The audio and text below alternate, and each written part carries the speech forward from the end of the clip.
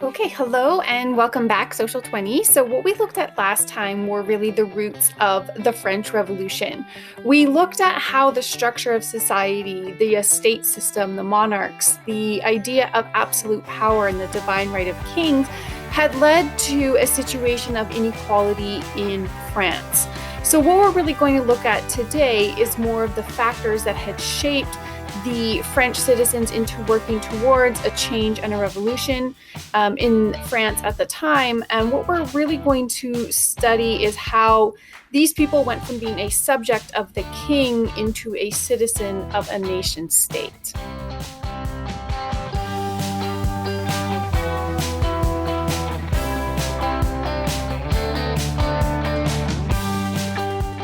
So before we begin, here's our lesson objectives. We're going to continue to shape how these factors have led to the development of nationalism.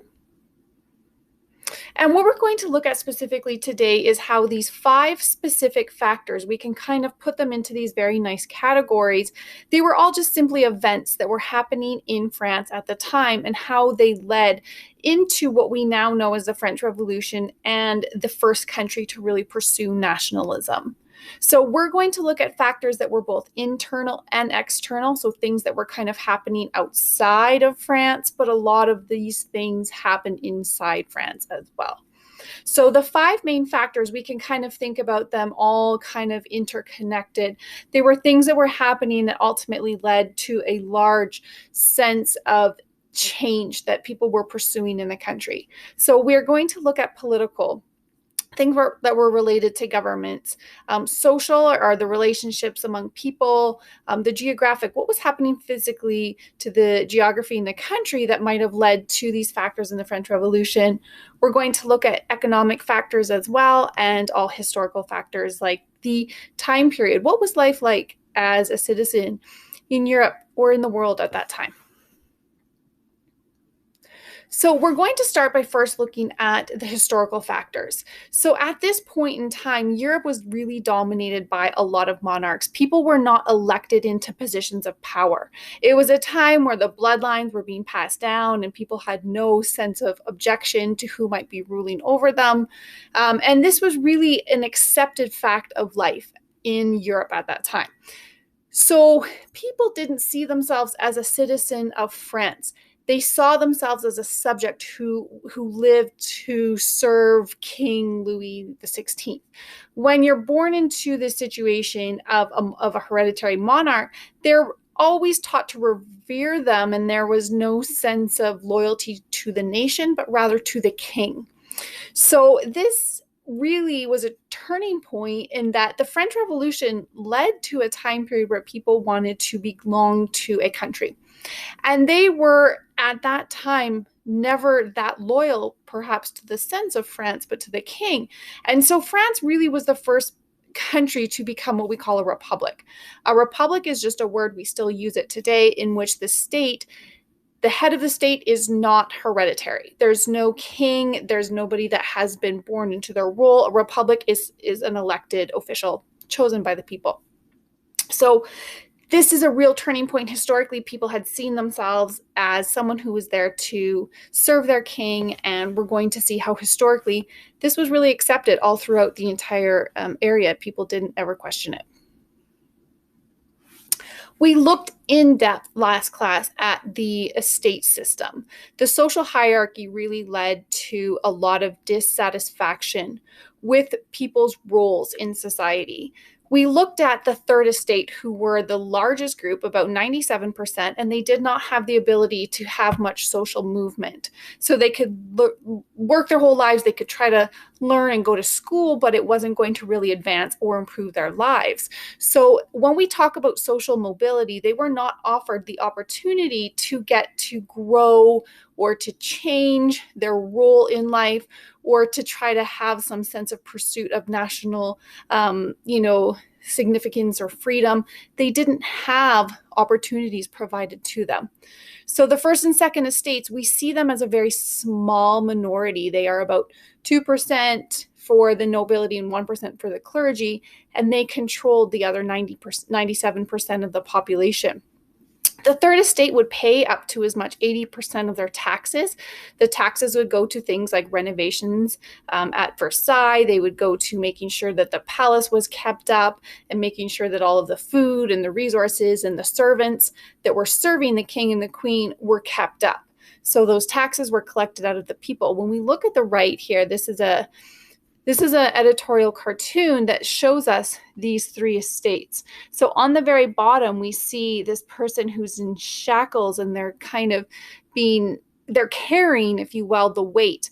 And this is meant to represent the rest of the society in France. This is our first and second estate.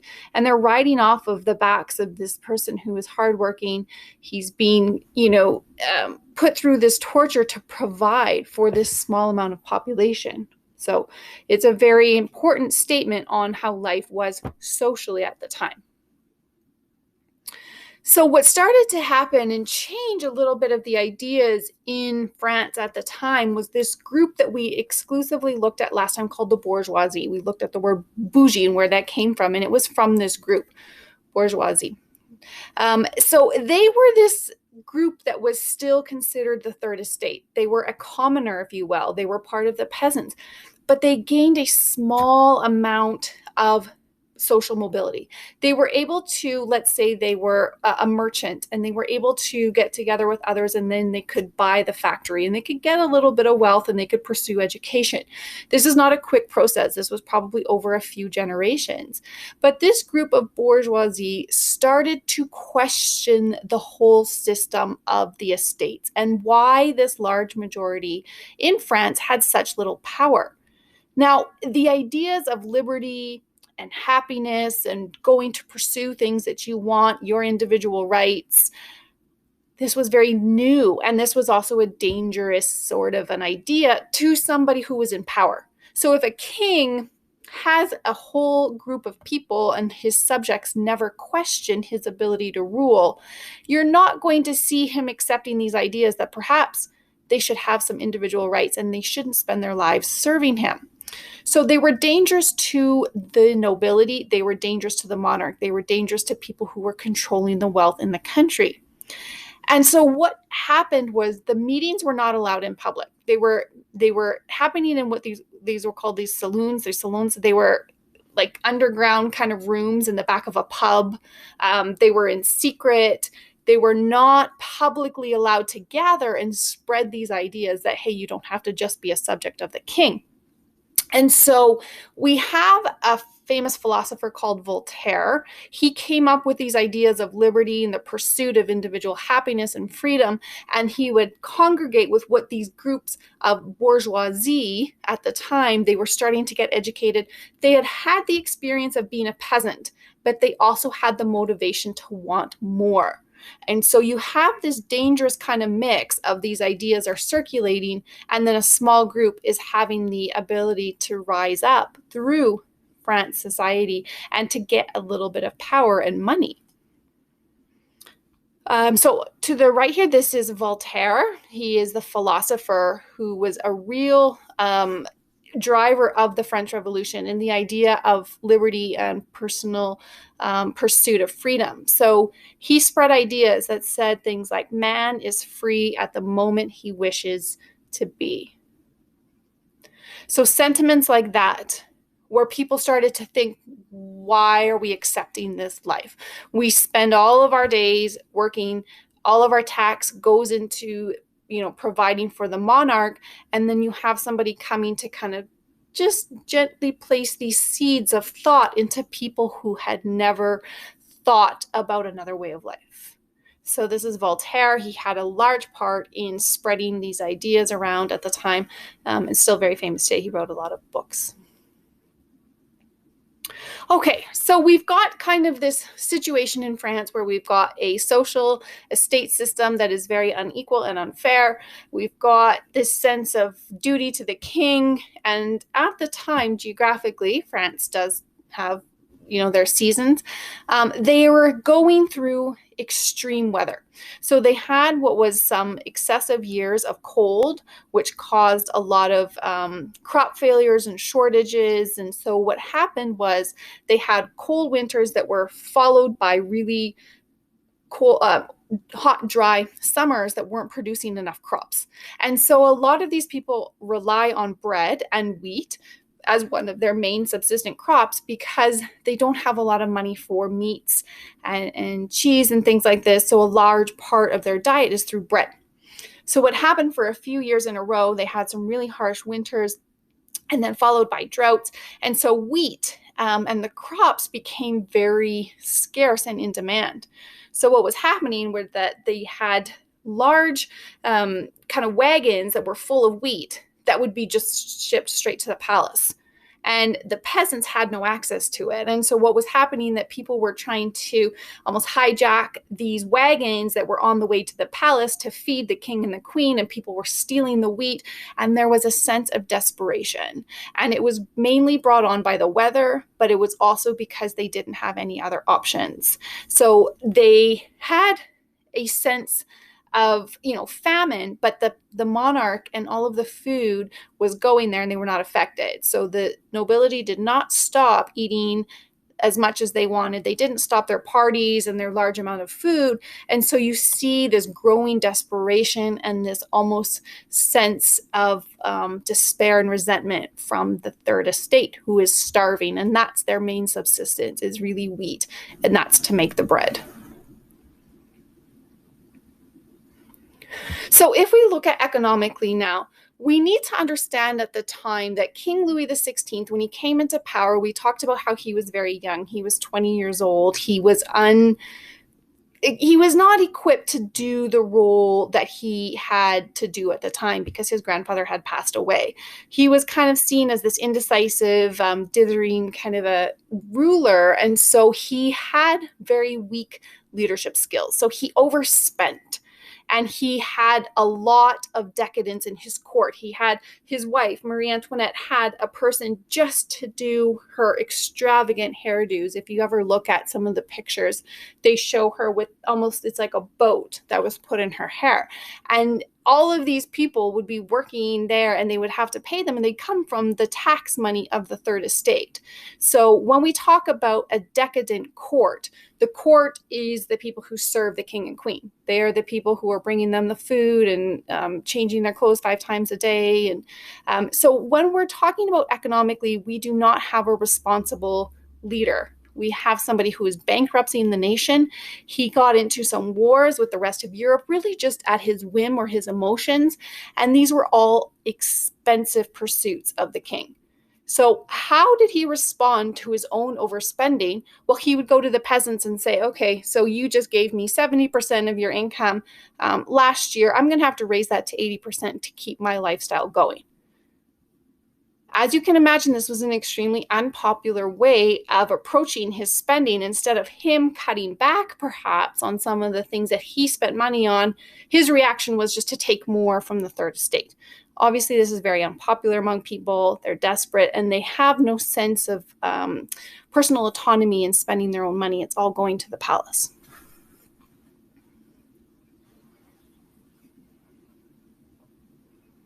Okay, politically, we looked at the concept of both the absolutism and the divine right of kings that was followed in France at the time.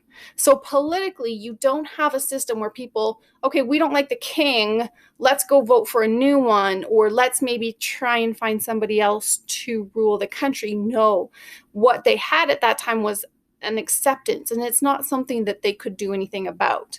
So he had a lot of power, not only through years and generations of people who would not question this system, but he had the Catholic Church, which was very powerful. They were very rich. And so he had no opposition. So what happens typically in a democracy, if people are unhappy with the ruler for a large amount of time, there's an election, they get voted out, we move on. That didn't happen. So politically, we have a system that is almost in a stalemate. It's not moving. There's not change on the forefront.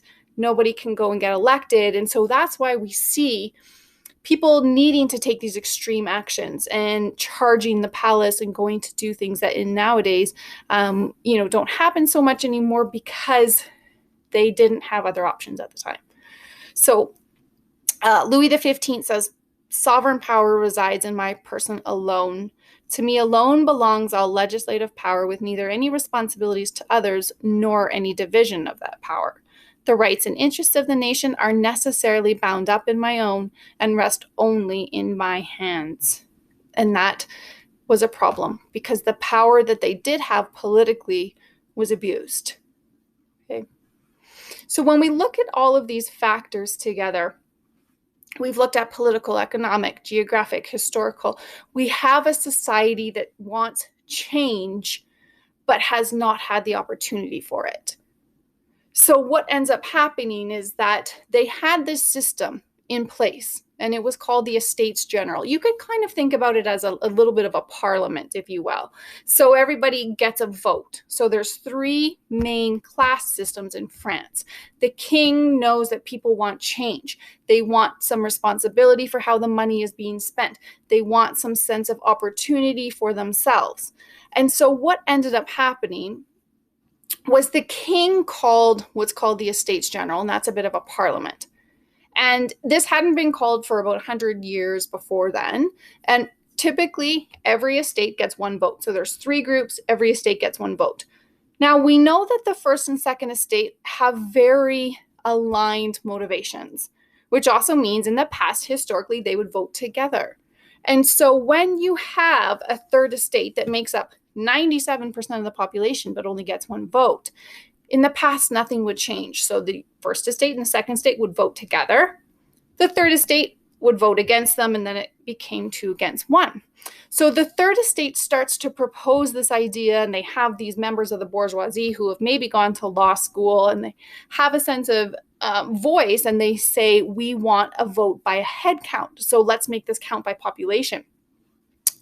And as always, the Estates General does not want to do that. The parliament, the idea of voting, they don't want to do this. And so what ends up happening is that the third estate gets together and they want change, and they have these little meetings, and they call themselves the National Assembly. This is a group. The king does not want this, but they have talked and they have gotten together and they said, we are going to demand change. And they called themselves the National Assembly. Okay, and they were the group really that's going to drive the most amount of change. So what ended up happening, this Estates General would occur in the Palace of Versailles. So this group gets together and the king says, okay, so you're going to have a group together. The thing that I can do right now is just not allow you to meet. You want to be a National Assembly? Well, you're going to need somewhere to assemble, so I'm going to lock you out. And he actually physically locked the doors to the meeting of the Estates General. So this group went around the palace and they found what was an open tennis court, what we would call like a handball court now. And they met in there and they vowed that they were not going to stop this meeting and they were not going to accept the way life had always been until they had what was called a constitution, which is a document that outlines the rights of the people in a nation. That famous document was known as the Tennis Court Oath, one of the most famous documents because it was the first time that people had demanded that they were not going to accept this ruling of the king anymore. They didn't want to live under a monarch. They wanted a document that said, here are the rights of every citizen, no matter who he is. And that specific document that came out of the Tennis Court Oath is called the Declaration of the Rights of Man and of the Citizen. And the main points of it were basically they were going to get rid of the idea of having a monarch with unlimited power, and the nobility is not going to have as many privileges. So it was about individual liberty, it was about freedom, it was about equality. And they had so many in numbers that they were powerful in that Louis XVI decided that he was going to sign this just to kind of appease the group. And then he thought that he could continue on after that. So we see this group that's going to demand change, and we're going to take this up next time, and we're going to talk about how these changes were enacted.